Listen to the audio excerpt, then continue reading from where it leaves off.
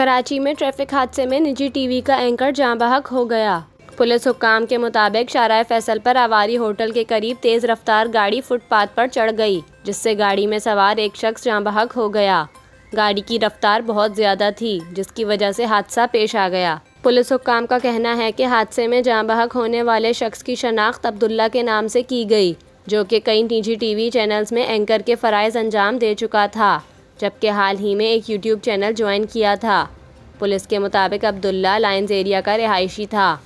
कानूनी कार्रवाई के बाद लाश फुरसा के हवाले कर दी गई है। वाक़े की मज़ीद तहकीकात जारी है।